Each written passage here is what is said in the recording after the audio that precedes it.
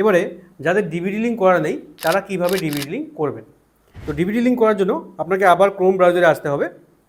Chrome ব্রাউজারে এসে আপনাকে এখানে সার্চ করতে হবে এনপিসিআই, ঠিক আছে। এই এনপিসিআই ওয়েবসাইটটা আপনি সার্চ করে নেবেন। সার্চ করে নেওয়ার পরে এই যে প্রথমে যে ওয়েবসাইটটা আসবে, এই যে লোগোটা দেখতে পাচ্ছেন, এই ওয়েবসাইটে আপনি ক্লিক করে দেবেন। ক্লিক করে দেওয়ার পরে এরকম একটা পেজ আসবে। এই পেজের এখানে এই যে মেনু বার আছে, 3 লাইন আছে, এখানে ক্লিক করে দেবেন। তো আমি এখানে ক্লিক করে দিচ্ছি। দেওয়ার পরে এরকম কতগুলো অপশান শো হবে।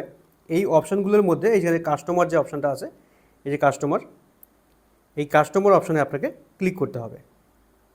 তো আমি এখানে ক্লিক করে দিচ্ছি। দেওয়ার পরে এখানে একটা অপশান দেখতে পারবেন, ভারত আধার সিডিং অ্যানাবেল BASE, ঠিক আছে। এই অপশানে আপনাকে ক্লিক করতে হবে। তো যদি না আসে আপনি আরেকবার ট্রাই করবেন, কাস্টমারে যাবেন, কাস্টমারে গিয়ে ভারত আধার সিডিংয়ে ক্লিক করে দেবেন। একটু লোড নেবে, লোড নেওয়ার পরে কিন্তু ওপেন হয়ে যাবে, ঠিক আছে। তারপরে এখানে দেখতে পাচ্ছেন আধার ম্যাপড স্ট্যাটাস। এই আধার ম্যাপড স্ট্যাটাসে যদি আপনি ক্লিক করেন, এখানে দেখতে পাচ্ছেন ইন্টার ইউর আধার নাম্বার। এখানে আধার নাম্বারটা দেবেন, ক্যাপচা এখানে একটা আসবে। এখানে ক্যাপচা না আসলে এখানে রিলোড করে নেবেন, ক্যাপচা একটা আসবে।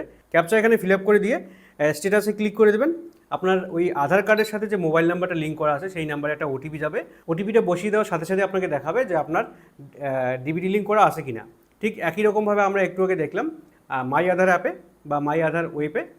তো এখানেও আপনি স্ট্যাটাস দেখতে পারবেন, ঠিক আছে।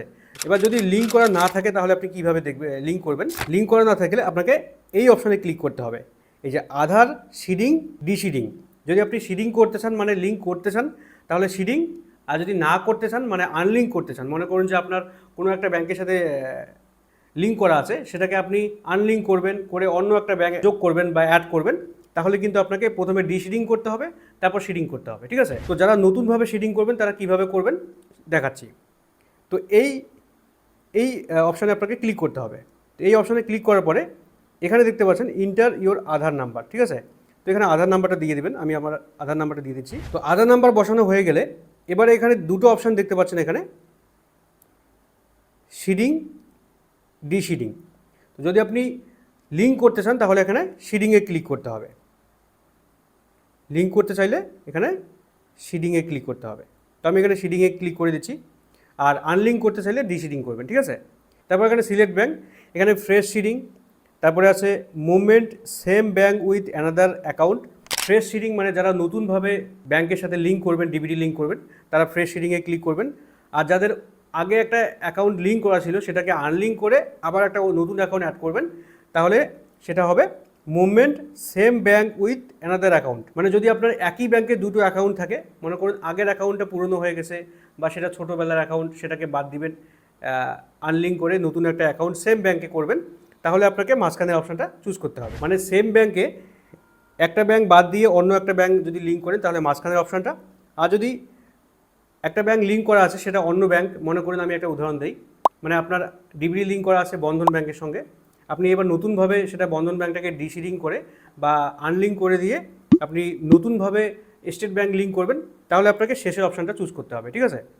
মানে অন্য ব্যাংক লিঙ্ক করতে গেলে আপনাকে এখানে দেখতে পাচ্ছেন movement from one bank to other bank. একটা ব্যাংক থেকে অন্য ব্যাংক যখন হবে তখন এখানে 3 নম্বর অপশানটা। আর যদি নতুনভাবে হয় তাহলে প্রথমে অপশানটা, ঠিক আছে। আর যদি একই ব্যাংকে একটা ওল্ড অ্যাকাউন্ট বাদ দিয়ে নতুন একটা অ্যাকাউন্ট অ্যাড করতে চান তাহলে মাঝখানেরটা। বুঝতে পারলেন? তো যারা নতুনভাবে করবেন তারা ফ্রেশ শিডিংয়ে ক্লিক করে দেবেন। দেওয়ার পরে এখানে অ্যাকাউন্ট নাম্বার, আপনার ব্যাংকের অ্যাকাউন্ট নাম্বারটা বসিয়ে দিবেন।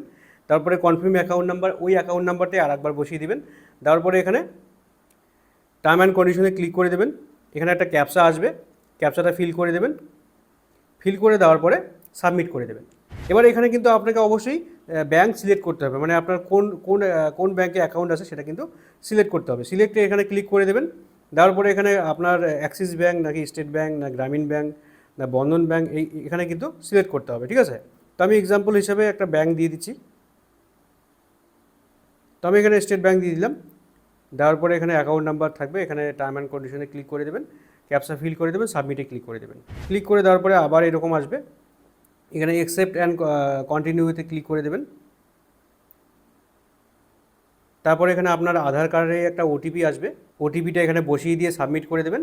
সাবমিট করে দেওয়ার সাথে সাথেই কিন্তু আপনার ব্যাংকের সাথে মানে আধার কার্ডের সাথে ব্যাংক ডিবিটি লিঙ্ক হয়ে যাবে। সাথে সাথে আপনাকে সাকসেস দেখাবে স্ট্যাটাস, এখানে আধার সেন্ডিং সিডিং ডিসিডিং স্ট্যাটাস দেখাবে, সাকসেস দেখাবে, ঠিক আছে।